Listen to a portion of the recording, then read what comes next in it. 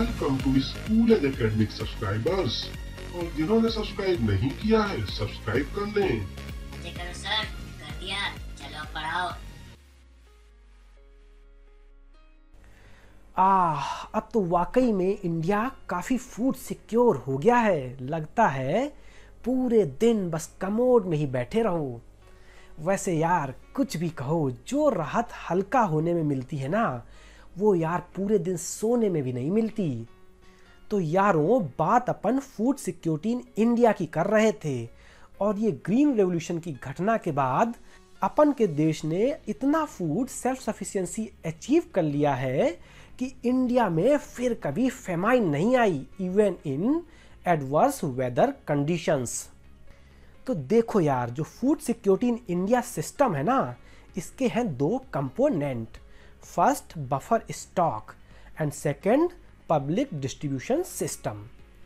तो चलो पहले बात बफर स्टॉक की करते हैं। तो buffer stock is the stock of food grains, namely wheat and rice, procured by government through food corporation of India FCI। यानी कि FCI बहुत सारे व्हीट और राइस के स्टॉक को उन स्टेट के किसानों से जहां पे सरप्लस प्रोडक्शन होता है, उनसे परचेज करके अपने गोदामों में रखता है। और इस स्टॉक को ना अपन बफर स्टॉक के नाम से जानते हैं। अब ये बफर स्टॉक जो है वो इस वजह से FCI रखता है कि अगर कभी ऐसा हुआ कि देश में अनवांटेड सिचुएशंस जैसे कि नेचुरल डिजास्टर वगैरह की वजह से प्रोडक्शन ना हो पाए, तो इस बफर स्टॉक से देश के लोगों को भरपेट खाना दिया जा सके। अब चलो यार ये देखते हैं कि FCI काम कैसे करता है, क्योंकि कभी कभार इस पे भी क्वेश्चन बन जाता है। तो चलो देखते हैं FCI की working. First, FCI minimum support price पे सरप्लस प्रोडक्शन वाले स्टेट्स के किसानों से व्हीट एंड राइस खरीदता है। सेकंड, हर साल ही government minimum support price announce करती है, वो भी सोइंग सीजन से पहले, ताकि फार्मर्स को ये पता रहे कि किस फसल में ज़्यादा पैसे बनने वाले हैं और वो लोग वो फसल उगाएं। थर्ड, FCI ये फूड ग्रेन खरीदने के बाद ये इसे अपने ग्रैनरीज, बोले तो गोदामों में स्टोर करती है।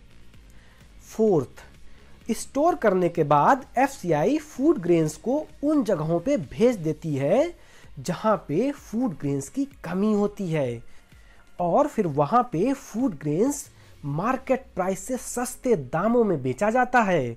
और इस बेचने वाले प्राइस को ना अपन लोग इश्यू प्राइस बोलते हैं। फिफ्थ, FCI काफ़ी सारा फूड ग्रेन्स बचा के अपने ही गोदामों में रख लेती है, जो कि फ्यूचर में नेचुरल डिजास्टर में काम आए। तो यारों, ये तो थी फूड सिक्योरिटी सिस्टम के कंपोनेंट 1 बफर स्टॉक की कहानी। अब यार थोड़ा सा कंपोनेंट 2 यानी कि पब्लिक डिस्ट्रीब्यूशन सिस्टम की कहानी सुन लेते हैं।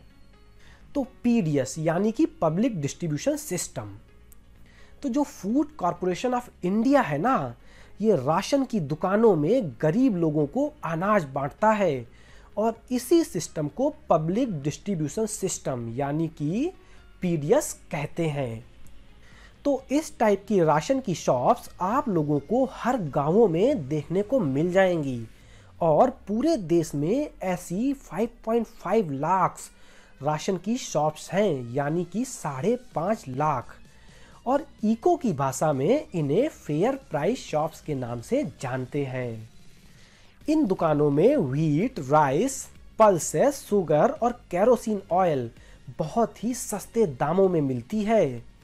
तो यार जिनके पास भी राशन कार्ड है ना, वो लोग यहाँ पे जाके अपना अपना राशन ले सकते हैं। तो यार चलो चलो, अपने पास भी है ration card, fair price shop से राशन लेके आते हैं पहले, फिर बाकी की कथा PDS पे सुनते हैं अगले एपिसोड में। Bye bye.